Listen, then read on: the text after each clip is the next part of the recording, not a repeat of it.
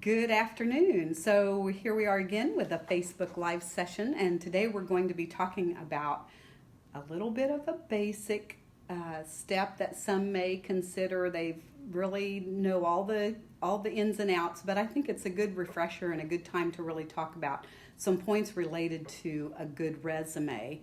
And there's so much involved with job search, and resume is one of many elements of that puzzle. So, first, I want to talk about content and then a little bit about format ideas and some suggestions on that. But really, the first step that you do need to keep in mind is this will be the creation of a master resume. That's what you want to do first, is a document which includes everything that you can think of, and then that becomes your base document to create all those niche resumes that you're going to tailor very, very specifically to the all of those details which have been provided in a specific position opening. So that tailoring has to happen, but really a good first step is to get that master resume pulled together, and then you know what information you really have to use, which is relevant, and that which is not relevant you will not use. So first of all, on content, and this is major, be honest, because if it's anything other than honest, it eventually catches up with you. So you want to make sure that you shine and give your best possible image and story, but definitely don't overstate it. You do want to make sure everything's honest, and you want to make sure that your content of your document is focused on the employer's needs in that approach, rather than saying what you need or what you're looking for that you enjoy. It's really more about providing the information to employers in a way that they see how you are valuable to the employer, to their bottom line, and so on. So be sure and include the career advancements information in your document. Also include your volunteer work, because there is a lot of information which you can share about the skills and experiences you've gained from that volunteerism, even if it's something that's happened in the past that you may think, oh, that was so long ago. If it's relevant information that substantiates the qualifications for that particular position you're applying for, be sure to include that. Another point is avoid jargon as far as very industry specific information, wording, phrasing, acronyms. Just keep it clear, easy to understand, proper English, because your HR person who will be reading your resume at the end of the selection process may or may not be aware of all of the jargon for a particular industry. In all ways of your information in your resume or CV, make sure that it's upbeat and positive. You don't want to ever have anything negative come into play. And then another point is use quantitative statistics when you can within bullets of your work experience. So for example, I created a new systems process which increased our production by 38% over the past 12 months. That's really good, beefy information that's going to just show a greater depth to your skills and abilities.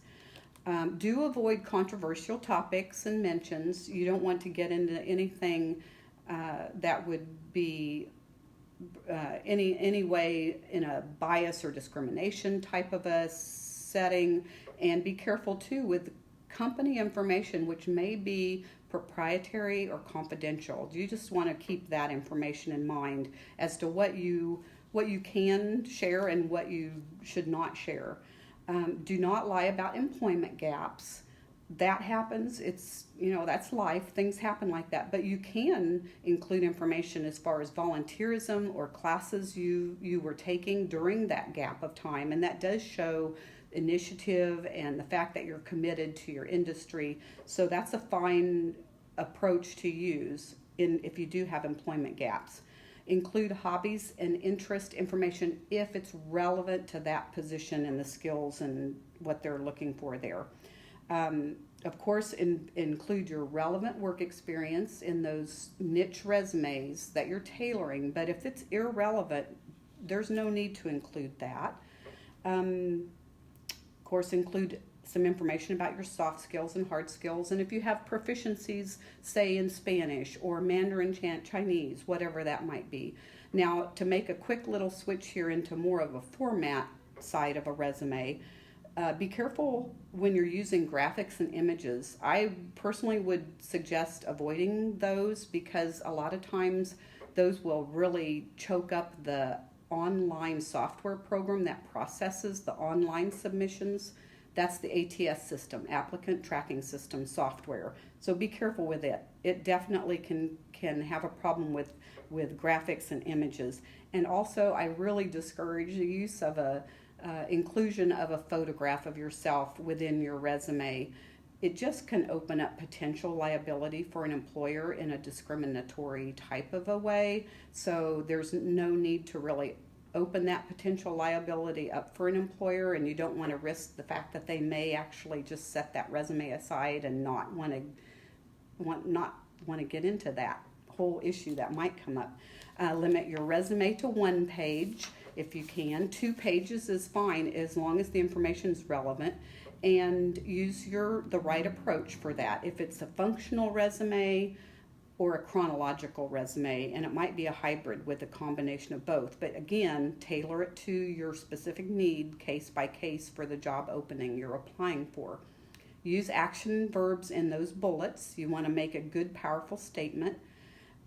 Objective statements are really outdated as far as resumes go. It's more of a summary statement, which would include highlights of your skills and experience there. But do keep in mind that applicant tracking system, that software does often have criteria where there's a percentage of match between keywords and phrases in the job posting to what you are submitting. And because of that type of criteria, up to 75% of candidates are taken out of consideration before HRIs ever see them because of that software screening that takes place. There's no need to mention references available upon request. HR people know that, so it's just, you don't need to make a mention like that.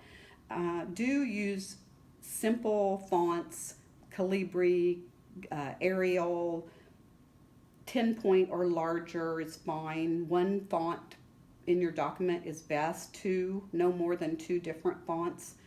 3/4 inch to 1 inch margin around the page is fine on all margins. Place your dates, locations, information, the dates, start end dates of your positions and your graduation dates to the right-hand side of the page. It's just an easier read. Let's see here. And also, Word document format is really the best for ATS systems, so keep that in mind. And really don't forget to proofread. That's so important to proofread and have some eyes, additional eyes on those documents for you. For instance, career services at the Alumni Association here. We're glad to help with that. That's part of what we do through our services.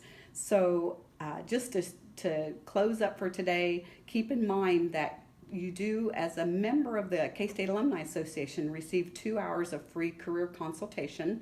That's one benefit among many benefits of your membership.